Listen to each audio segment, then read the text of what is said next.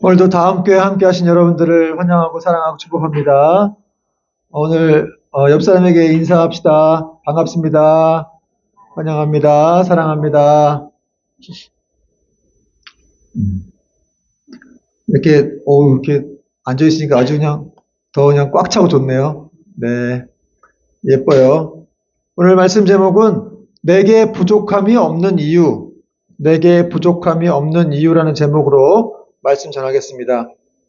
여러분, 오늘 우리가 읽은 시편 23편은 너무나 유명한 시죠. 여러분 잘 알고 있죠. 그래서 세상에서도 가장 널리 알려져 있는 시이고 또 사람들로부터 많은 사랑을 받는 그런 신앙 시이기도 합니다. 이거는 하나님을 안 믿는 사람들도 이 구절을 알고 있기도 합니다. 좋아하기도 하고요. 특히 시편 연구로 유명한 월터 브루그만이라는 이 어떤 구약학자는 이 시편 23편에 대해서 이 시편을 해설하는 것 자체가 너무 주제넘게 느껴진다라고 이렇게 얘기도 했어요. 그만큼 이미 사람들이 많이 사랑하고 있기 때문에 자기가 뭘 해석하기가 어렵다는 그런 뜻입니다. 또 영국의 유명한 설교자였던 찰스 스펄전이라는 목사님은 이 시편 23편에 대해서 시편의 진주다. 시편 중에서도 아주 진주다. 그런 얘기를 했습니다. 찬사를 보낸 거죠. 그런데 이 시편 23편이 더 특별한 이유는 단순히 아름다운 문학 작품 때문만이 아니라 사실은 이 시편 23편에는 이 신자의 어떤 전생애가 이렇게 담겨져 있어요. 그래서 푸른 초장과 또 쉴만한 물가, 또 의의 길, 또 사망의 음침한 골짜기, 또 여호와의 집에 영원히 거한다라고 하는 그런 내용이 이르기까지 인생의 시작부터 마지막까지 죽음 넘어 영원까지 하나님이 목자가 되어주신다는 그런 복음의 요약이라고 할 수가 있습니다. 오늘 말씀을 통해서 우리가 또 뭘 알아야 될지를 살펴보겠습니다. 1절에 보니까 다윗이 이렇게 고백하고 있어요. 여호와는 나의 목자시니 내게 부족함이 없으리로다. 다윗은 자신을 양에 비유를 했어요. 그러면서 목자 되신 하나님 안에서 양인 자신이 누릴 어떤 복락, 그 축복을 지금 노래하고 있습니다. 다시 말해서 이 하나님에 대한 절대 신뢰, 나는 하나님을 정말 잘 믿겠습니다 라는 그런 고백이에요. 그래서 그는 하나님이 나의 목자가 되시기 때문에 나는 조금도 부족함이 없을 것이다, 없으리로다 이렇게 말을 했는데 이 없으리로다의 이 원어적인 의미는 이런 뜻이에요. 전혀 없다는 거예요. 절대 부족함이 없다 이런 뜻입니다. 그 히브리어 부정어 로가 앞에 있어가지고 아주 강한 부정을 의미하는 거예요. 내게 부족함이 아예 절대 없을 것이다. 그러니까 이렇게 간신히 부족한 정도에서 벗어나는 정도가 아니라 매우 넉넉하고 풍족해서 내 인생의 부족함과는 아무런 관계가 없을 것이다. 이제 이런 말을 한 거예요. 여러분도 하나님이 여러분의 목자가 되시면 부족함이 없다는 것을 믿습니까? 진짜 믿어요? 그럼 제가 물어볼게요. 근데 여러분 진짜 부족한 게 있습니까? 없습니까? 우리가 하나님을 믿고 있음에도 불구하고 부족한 게 우리는 있다고 느껴져요. 그죠? 어떤 사람은 돈이 부족하다고 생각할 거고, 어떤 사람은 능력이 부족하다고 생각할 거고, 어떤 사람은 또 여러 가지 성품이 부족하다고 생각할 거고. 그러면 왜 다윗은 부족함이 전혀 없다고 했는데 우리는 이렇게 부족함이 많게 느껴지는 걸까?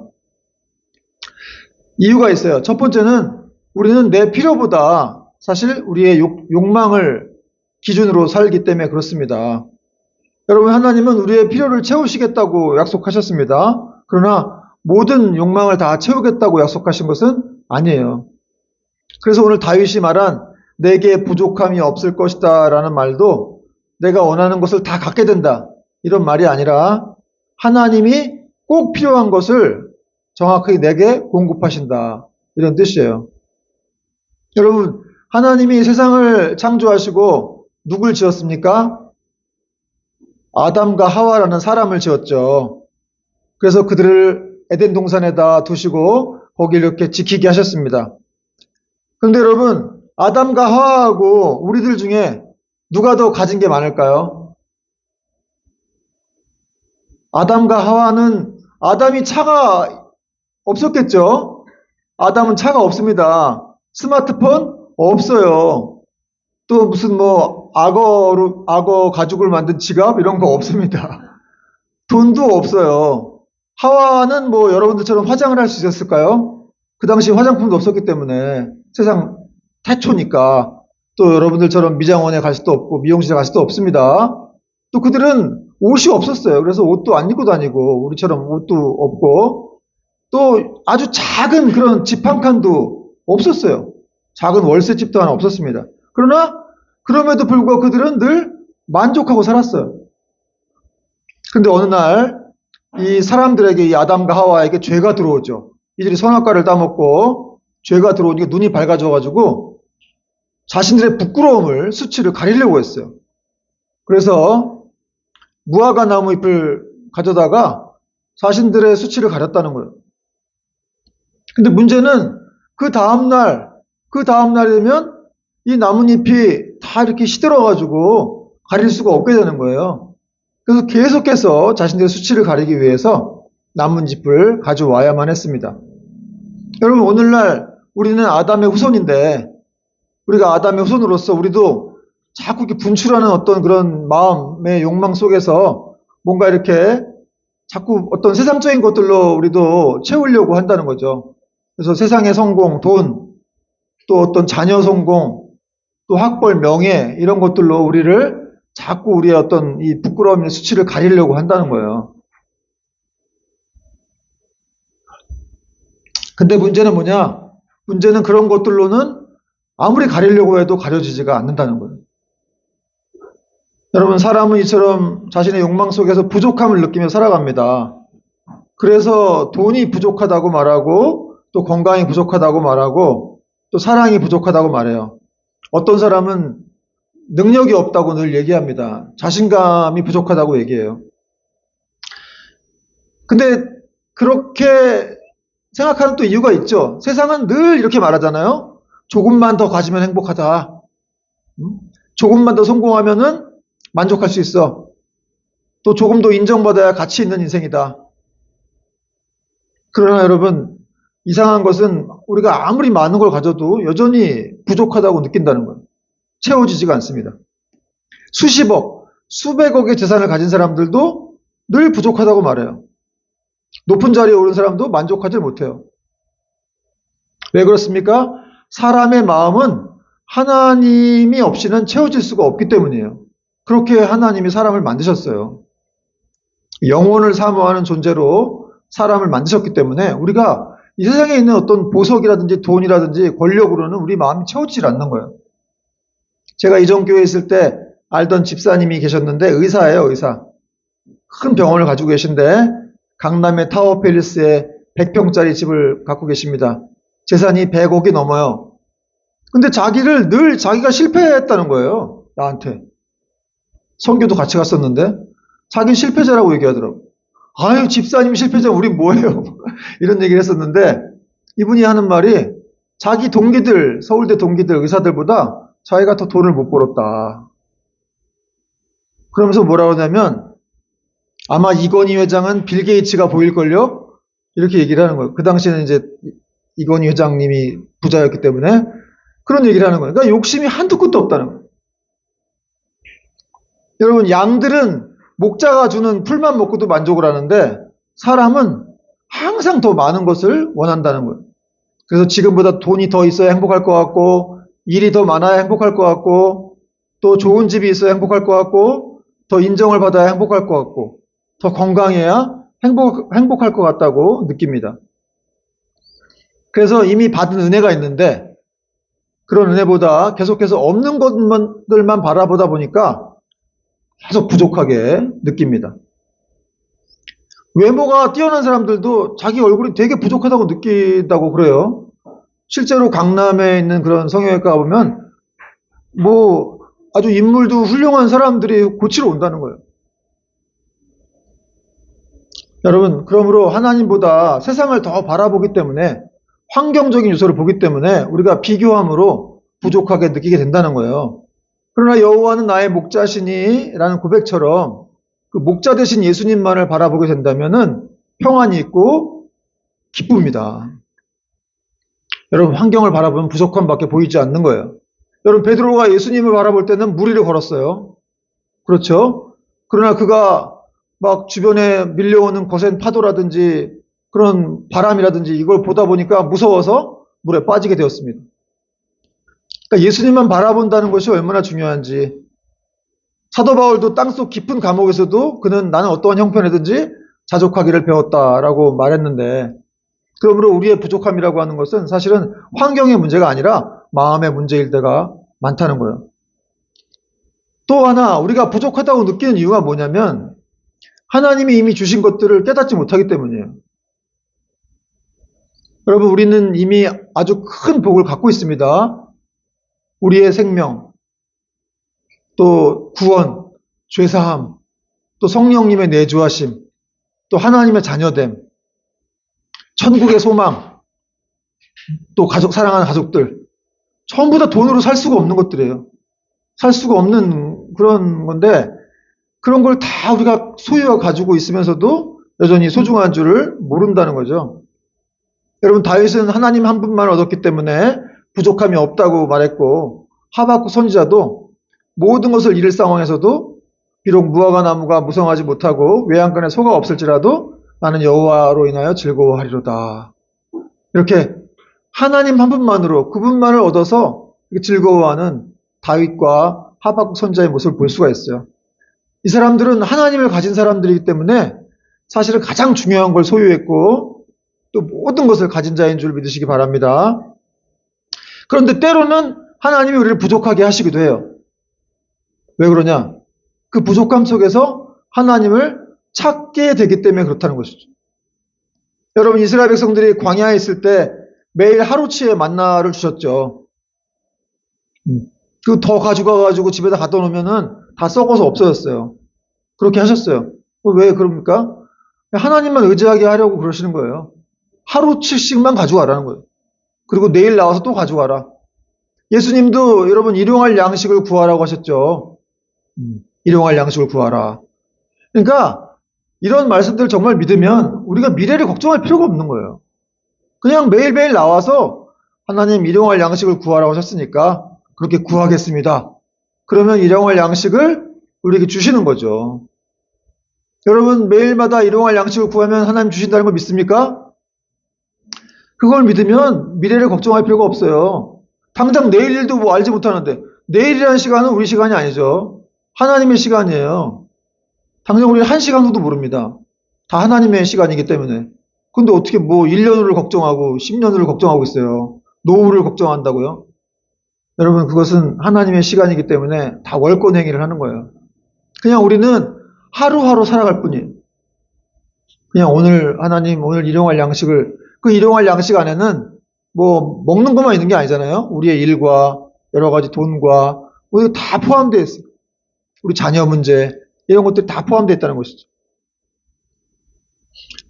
그러므로 여러분, 이 부족함이라고 하는 건 사실은 저주가 아니고 훈련이고, 이 결핍은 하나님이 우리를 버리신 증거가 아니라 하나님께 더 가까이 이렇게 부르시려는 초청장이라고 할 수 있습니다. 여러분, 우리는 이렇게 고백할 수 있어요. 그러므로 내 통장에는 부족함이 있을 수 있습니다. 내 건강에도 부족함이 있을 수 있고 환경에도 부족함이 있을 수 있지만, 그러나 나를 인도하시고 책임지시는 목자 되신 하나님이 계시기 때문에 내 영혼은 부족함이 없다라고 할 수가 있는 거예요. 그래서 오늘 다윗이 말한 내게 부족함이 없으리로다, 여호와는 나의 목자시니 내게 부족함이 없으리로다라는 이 고백은 풍요의 선언이라기보다는 목자를 신뢰하는 믿음의 선언입니다. 부족한 현실 속에서도 하나님이 나의 목자가 되시면 충분하다는 거예요. 제가 지난주 어떤 또 영상을 하나 봤는데, 그분 영상은 정말 오랜만에 본 것 같아요. 이 내려놓음이라는 책을 쓰신 분인데, 이용규 선교사님이라는 분 여러분 아실 거예요. 내려놓음. 이 분이 내려놓음이라는 책을 써서 갖고 굉장히 베스트셀러가 됐는데, 그 내려놓음의 책 다음 제목이 뭐였는지 아세요? 더 내려놓음. 더 내려놓았어요. 더 내려놓음. 그리고 세 번째 책이 나오려고 그랬대요. 더더더 내려놓음 이렇게 하려고 했더니 사람들이 욕할까봐 그런 제목은 못 냈다고 하더라고요. 어쨌든 내려놓음, 더 내려놓음 이런 책을 쓰셔가지고 많은 분들에게 영향을 끼치신 분인데 이분이 서울대 나오시고 하버드 대학을 나오시고 이 보장된 앞날을 내려놓고 몽골 선교사로 가셨죠. 가서 이제 몽골에서 사역하시다가 얼마 전에는 몇 년 전에는 인도네시아로 가셨다고 하더라고요. 근데 이분이 간증하시기를 이제 하나님이 부르셨대요. 인도네시아로 가서 대학을 세워라. 기독교 대학을 세워라. 그래서 인도네시아 자카르타로 가서 많은 어려움 끝에 이제 인도네시아 자카르타 종합대학을 세웠답니다. GIU라고 하는데, 근데 이 인도네시아가 세계 최대의 무슬림 국가예요. 인구 국가인데 여기다가 이제 기독교 학교를 세워가지고 복음을 전하려고 한 거죠. 여러분, 우리 하나님의 역사가 참 놀랍습니다. 정말 이 무슬림 국가에. 그런데 이분이 이 학교를 세우면서 이제 거기서 생겼던 하나님이 어떤 분인지를 자기가 알게 됐다는데 그런 간증을 했는데 제가 잠깐 소개하겠습니다. 이 자카르타 대학교에 이제 50억짜리 건물을 세우는 일이 있었다고 합니다. 근데 자신들의 학교의 재정은 5억밖에 없었대요. 5억. 10배가 모자라는 거예요. 여러분, 선교사들은 항상 재정이 꽉꽉 차여져 있는 게 아니라 항상 부족하대요. 선교사들은. 그래서 그때그때마다 정말 하나님이 이렇게 채워주시지 않으면 사역을 할 수가 없는데 5억밖에 없는데 하나님이 50억짜리 건물을 지으라고 하니까 정말 아주 그냥 막 애가 타는 거죠. 어떻게 해야 되나. 한숨만 나고 엄두가 안 났는데 또 그 학교를 세우려고 이제 한국에 가서 비자도 갱신하고 뭐 이렇게 서류들을 띄워야 돼가지고 자녀들을 다 데리고 이제 한국에 들어갔대요. 자녀들이 이제 선교사님의 이런 사역 때문에 학교도 못 간 거예요. 그래갖고 막 애들이 막 원망을 하더라는 거예요. 아빠 때문에 우리 학교도 못 간다고 막. 선교사님 그러시더라고요. 언제는 학교 간다고 울더니 막, 이제 또 학교 안 간다고 난리치고 이런다고. 그래서 또 자기 아버님도 만났는데 아버지가 좀 신앙이 깊지 않으신 분이라 늘 이 선교사님이 저 멀리 타지에 가가지고 그 보장된 미래를 버려놓고 저기 몽골 같은 데가 선교하니까 늘 마음이 좀 언짢아하셨대요. 아버지가 이 선교사님을 보자마자 선교사님 얼굴이 어두우니까 그러더랍니다. 너는 뭐 맨날 남들한테 내려놓으라 그러더니 너는 못 내려놓고 그렇게 힘들어하냐고. 그래서 막 이렇게 비난을 하시더래요.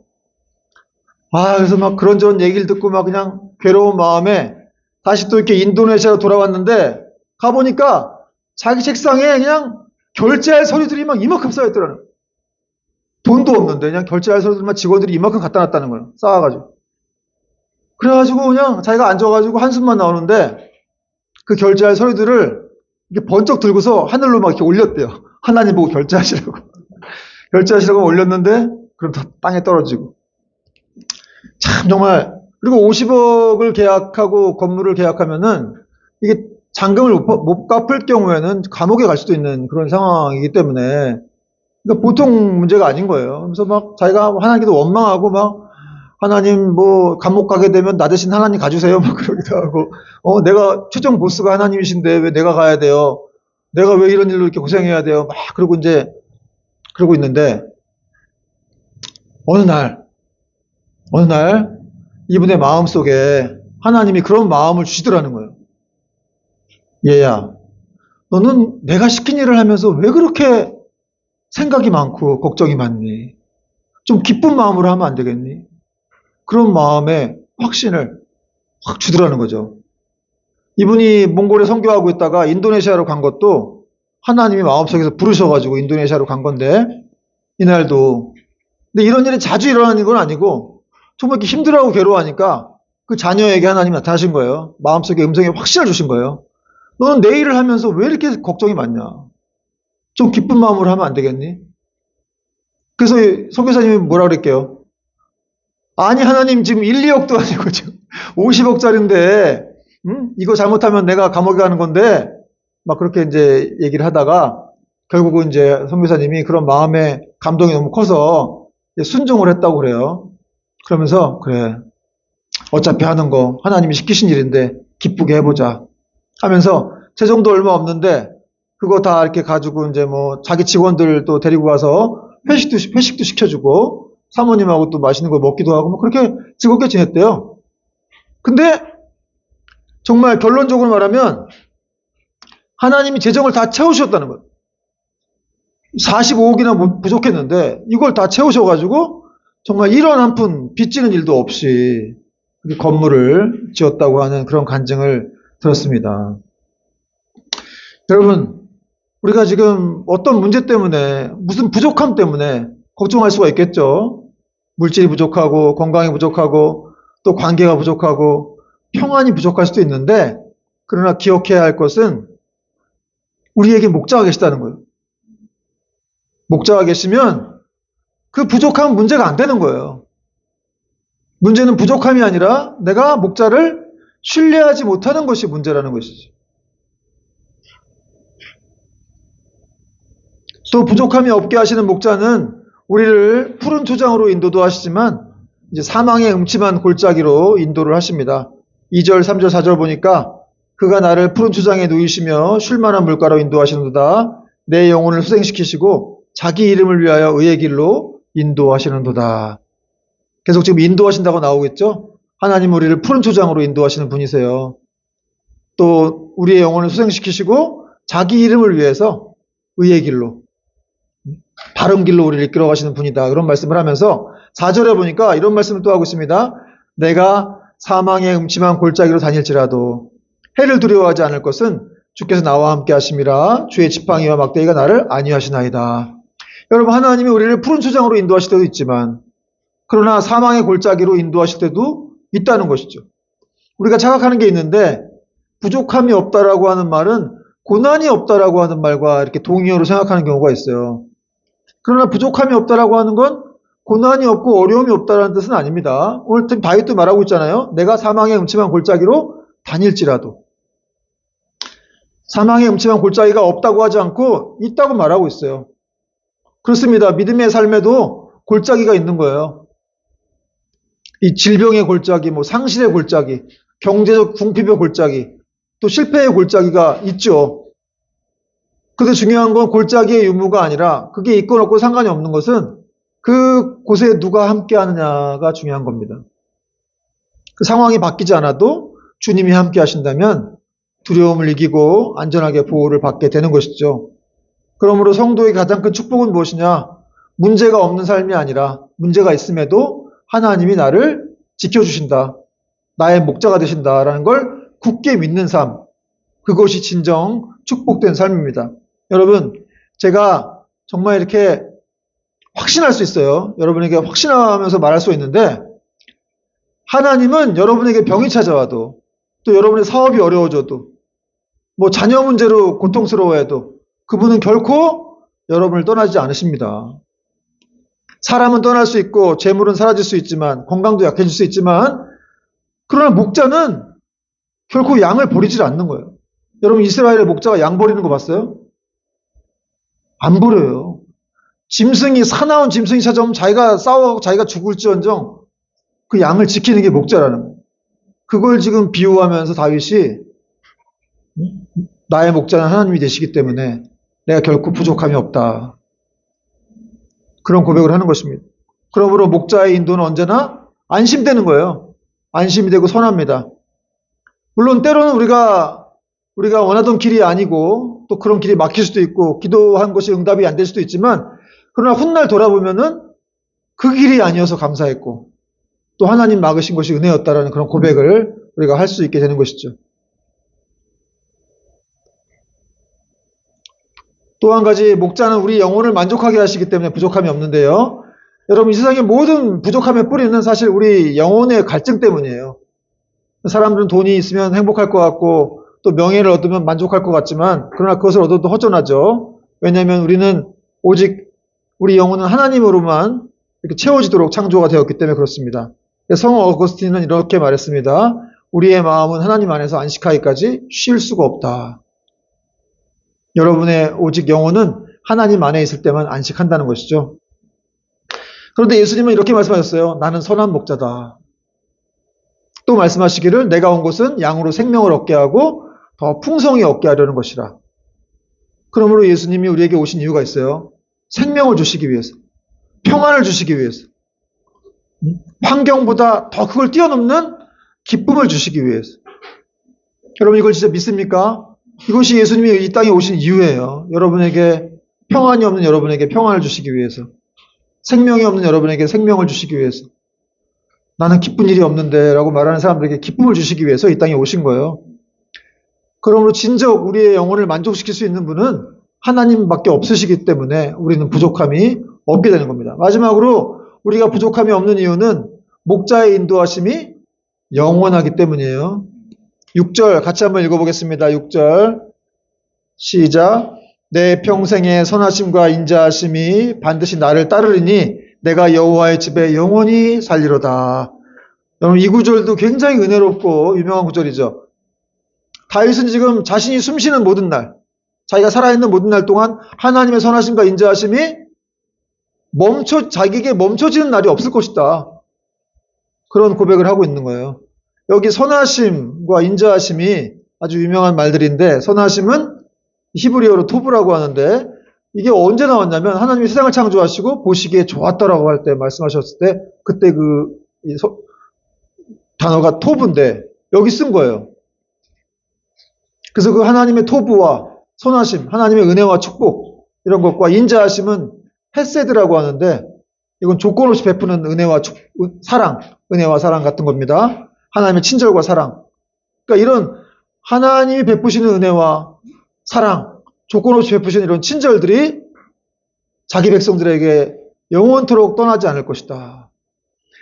여기서 굉장히 중요한 단어가 또 나오는데 따르다. 그것이 따른다고 했는데 이 따르다란 말이 히브리어로 라다프라고 하는데 이 단어의 뜻은 어떤 뜻이냐면 사냥꾼이 그 목표물을 잡기 위해서 아주 끝까지 쫓아가는 걸 말해요. 그런 단어예요. 라다프는 따르다. 형사가 범인을 잡기 위해서 아주 끝까지 지구 끝까지라 쫓아가는. 갑자기 장발장이 생각나네. 장발장을 잡기 위해서 형사 누구죠? 자베르인가? 그냥 그 빵 하나 훔친 거 가지고 어쨌든 비유는 그렇습니다. 이렇게 그 범인을 잡기 위해서 지구 끝까지라도 가는 거예요. 그런데 하나님의 은혜와 축복이 사랑이 이게 성도들을 이렇게 따라다닌다는 거예요. 죽는 날까지. 근데 이 죽는 날을 넘어서 지금 다윗이 내가 여호와의 집에 영원히 거하리로다 살리로다 이렇게 고백했잖아요. 여호와의 집은 1차적으로는 성전을 말하지만 2차적으로는 천국을 말하는 거예요. 자신의 영혼의 안전을 지금 얘기하고 있는 거예요. 내가 하나님 안에 있기 때문에 그분이 나의 목자시기 때문에 그분은 나를 천국으로까지 이 땅에서뿐만 아니라 나를 천국으로까지 아주 확실하게 인도하시는 그런 나의 목자가 되시는 분이다. 이런 고백을 지금 하고 있는 겁니다. 여러분 그렇습니다. 우리 목자의 인도는 이 땅에서 끝나지 않습니다. 이 땅에서뿐만 아니라 천국까지 이어진다는 거예요. 왜냐하면 우리의 최종 목적지가 세상의 성공이 아니라 하늘에 있는 집에 있기 때문에 그래요. 어떤 성도가 임종 직전에 미소를 지으면서 이렇게 말했다고 합니다. 목사님, 집으로 가는 길이 보입니다. 진짜 어떤 성도가 이런 임종 직전에 그런 고백을 했다고 그래요. D.L. 무디라는 유명한 전도자도 임종 직전에 이런 고백을 했다고 하죠. 보라, 하늘이 열리는도다. 정말 우리가 이렇게 임종 직전에도 우리를 맞으러 나오시는 예수님을 보게 될 것입니다.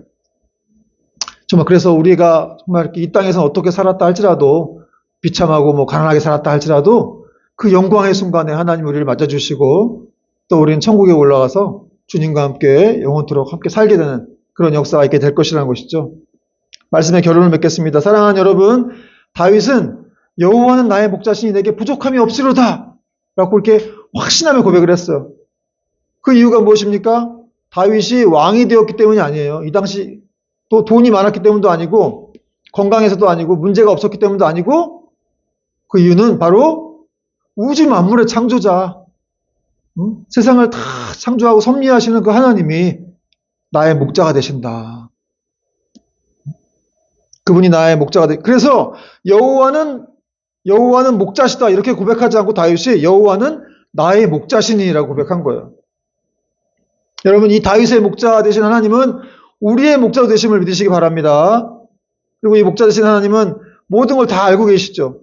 그래서 예수님께서는 너희 하늘 아버지께서 이 모든 것이 너희에게 있어야 할 줄을 아시느니라고 말씀하셨어요. 따라서 여러분 우리에게 부족함이 없는 이유는 내 능력이 충분하기 때문이 아니라 나를 사랑하시고 책임지시는 목자가 있기 때문이다. 여러분에게 목자가 있습니다. 결코 여러분을 버리지 않고 악한 짐승들이 찾아오면 그 짐승들을 대신에 싸워주시는, 자기 생명을 걸고, 심지어 예수님은 십자가에 자기 생명을 주셨죠. 우리를 위해서 그 십자가에 못 박혀서 아주 처절한 죽음을 당하신 거예요. 그렇게까지 우리를 지키시는 목자가 있습니다. 여러분, 또 이 사랑에 붙들려서 또 한 주도 계속해서 믿음의 길로 걸어갈 수 있기를 주님의 이름으로 축원드립니다. 찬양합니다. 찬양하겠습니다.